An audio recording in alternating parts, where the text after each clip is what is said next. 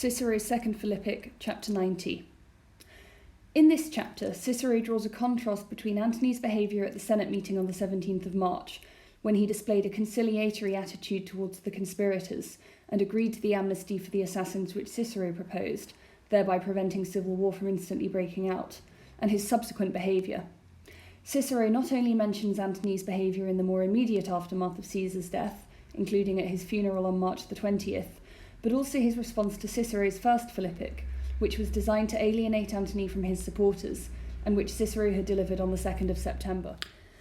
Cicero begins with an exclamation, "What a day that was for you, Antony," suggesting, of course, that it's all been downhill from there. He then goes on to talk about the 2nd of September, when he delivered the first Philippic, on which day, or shortly afterwards, Antony declared himself an inimicus, a personal enemy of Cicero. And Cicero claims that this happened subito, suddenly or unexpectedly, although given the tension that had existed between Cicero and Antony for, quite some time, it probably wasn't quite as subito as Cicero claims. And then he once again shows himself to be the bigger person, because he says that despite the fact you've come out and declared yourself my personal enemy, tamen me tui miseret, nevertheless, I can bring myself to pity you. And if you look at the sort of interlocking word order there and the way that the alliteration works, tamen tui and me miseret, the me and the tui next to each other, to show that Cicero and Antony are sort of bound by this close relationship, even if it's a hostile relationship. And Cicero, once again, is being the bigger person here. So, I still pity you, quod tibi invideris, literally because you have envied yourself, which is quite a strange thing to say. What he's suggesting here is that because Antony had initially cooperated with the Senate on the 17th of March, and won such great acclaim for that, he then almost became jealous of himself and of the acclaim that he had won from the Senate, and was almost seeking to sabotage himself because of that. So Cicero is painting Antony as somebody with a really kind of split personality, that he can't tolerate the fact that he has won acclaim and he wants to go around hamstringing himself for it. He then moves on to this exclamation, and note that this is a past remote condition, fuisses and potuisses. What a man you would have been, how great you would have been, qui tu ver et quantus, if you had only been able to maintain the state of mind that you'd had on that day. And of course, the significance of Cicero saying qui tu ver is that throughout the speech so far, he's gone to great efforts to show that Antony is not aware, that he's the opposite, in fact, of aware. And so in his conduct on the 17th of March, Antony was briefly, the ideal of Roman manhood that Cicero has always claimed he isn't. And if only he'd been able to maintain that, how great he would have been. But the tense of the verbs, these pluperfect subjunctives, fuisses, potuisses, show that unfortunately that's not the reality of it. And he underlines this, of course, with the de immortales, with this sort of apostrophe, this exclamation to the immortal gods. So you could have been great, Antony, if only you had maintained that display of behaviour that you put on March the 17th.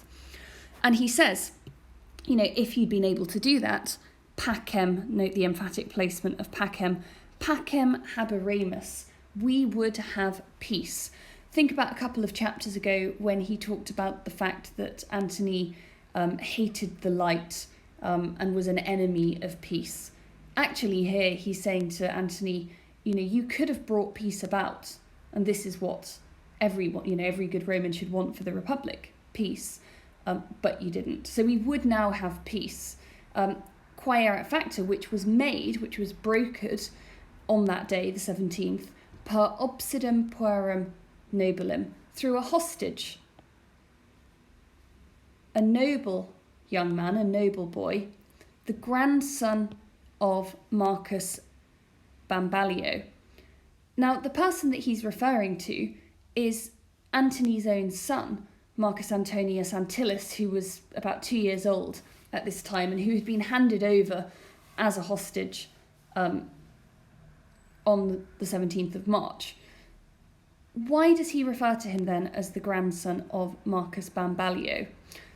And the reason is, even though Cicero is sort of praising Antony for the way that he briefly behaved in the aftermath of Caesar's death, he can't resist having a dig at Antony's family. So Antony was married to Fulvia, and Fulvia's father was Marcus Fulvius Bambalio. Bambalio is a nickname, it means the stutterer or the stammerer. And Cicero has accused in other speeches this guy Bambalio of being not only a stammerer, but also basically an idiot. And so by referring to Antony's son as Bambalio's grandson, he's reminding his audience of Antony's wife's family. They're crude, they're not particularly noble. He's really kind of digging his claws in a bit. And similarly, calling Mark Antony's son Nobilem is clearly supposed to be ironic here. How can he be noble if his grandfather is, this ludicrous Marcus Bambalio? And the sound of the Latin really helps to emphasise this as well. There's a kind of jangle to it. Obsidem puerum nobilem nepotem. You almost kind of stammer or stutter over the words in the same way that Marcus Bambalio apparently stutters. Similarly, nobilem is picked up in the sound of Bambalionis. It's almost an anagram, if you like, between nobilem and Bambalionis. And again, that serves to highlight the kind of the clunkiness of the words and to remind the audience of the clunkiness of Antony's family by marriage. Cicero then goes on to talk about how fear, and remember that in the previous chapter he talked about the fact that Antony was only promising to be helpful to the Republic because he was afraid. So here he says, fear made you good. And good is, of course, what Antony should have been all along. So place that word early, kind of get it out of the way.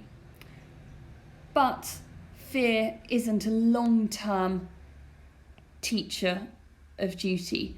And so from being bonum, Antony very quickly transitions into being improbum, so dishonest or shameless. And the reason that he became improbum was because of that audacia that Cicero has previously accused him of having. And look how emphatically placed audacia is. We've got to wait till the end of the clause to find out what it is that has made Antony improbum, which has turned him back to his natural state. So now that timor abest, now that fear has departed, audacia ate non discedit. Everything else, goodness, fear, were fleeting, but Antony's kind of inner nature, the thing that stays with him, is his audacia. And then Cicero says, even when other people, so putarband, they thought that you were not just good, but optimum. And again, think about the way that Cicero has been playing on this sort of schism, if you like, between the optimates and the populares in the Senate. And Antony, like Caesar, I guess we could count as a popularis here. So when everybody else thought that you were excellent, me quidem dissentiente, although I disagreed, or I at least disagreed.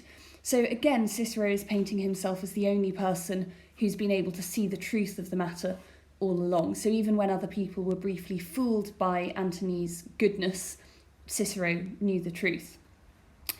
So everybody else thought that you were excellent, and yet you praefuisti, you presided over, you were in charge of the funerary tyranny, the funeral of a tyrant. Now this is the first time in this speech that Cicero has used the word tyrannus to describe Caesar, although obviously he's called him Rex and other derogatory things before. And tyrant has the same sort of connotations for the Romans as it does for us. So by calling Caesar a tyrant, Cicero is once again making his opinion very, very clear. And he says, "You presided over the funeral of a tyrant. Si illud funus fuit," if that was a funeral, if you can call that a funeral. Note the alliteration here of funus fuit. Cicero says in one of his letters to Atticus that the letter F is the most disagreeable of letters. So he really thinks this is a sort of a negative sound. So if you can call that a funeral, he's being very disparaging. Caesar's funeral had taken place in the Forum. He was supposed to be burned on a pyre in the Campus Martius for a proper cremation, but the mob, the Roman people, supporters of Caesar, had thrown together this pyre in the Roman Forum, stirred up by a speech of Antony, which Cicero is going to talk about in the next chapter, and they just burnt him there and then. So Cicero is criticising the sort of ramshackle way that the mob conducted Caesar's funeral. And he says that Antony presided over it sceleratissime, most wickedly or most criminally. So even when he's officiating at a very solemn, what should be a very solemn public occasion, he can't help but conduct himself criminally.